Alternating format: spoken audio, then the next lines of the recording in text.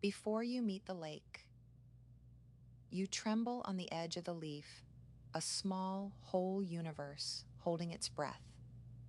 The sky you fell from has already forgotten your name, but you haven't forgotten the weight of that distance, how long it takes to let go. Below, the lake is a patient, dark mirror. It doesn't call for you. It doesn't beg. It waits the way grief waits, without needing to be right, without needing to win.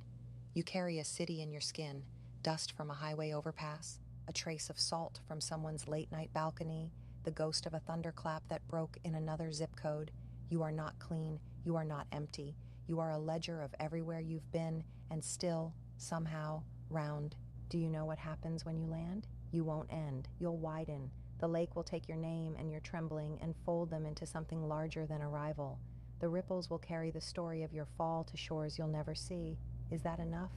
Sometimes I think we're all just waiting on leaves, hanging between what pushed us and what pulls us, afraid that the drop is all we are, that after the impact there's no we, just dispersion, just cold, just quiet. But watch the lake. It's held 1,000 storms and never once closed itself. It still takes in the sky, one broken drop at a time, and calls it returning. So fall. Not because you have to. Not because gravity is a law you can't argue with. Fall because the lake has been learning how to be deep for 1,000,000 years, and it learned by being struck and still staying open. Fall because somewhere a wind-stunned dragonfly is skimming the surface, waiting for your one singular disruption to make a place for her to drink. Fall because even sadness wants a witness, and the lake has been keeping vigil since the first cloud broke. You hit, and for a second, you are not you and not the lake, but the seam where two solitudes recognize each other. A brief silver crown of collision, a sound the air had been holding in its teeth. Then you are gone, but the circles remain.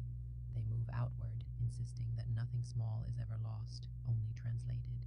And if the night comes down heavy again, and another drop gathers where you were, it will carry the same impossible math, that to vanish into something vast is not the opposite of being held, so hang if you need to a moment longer.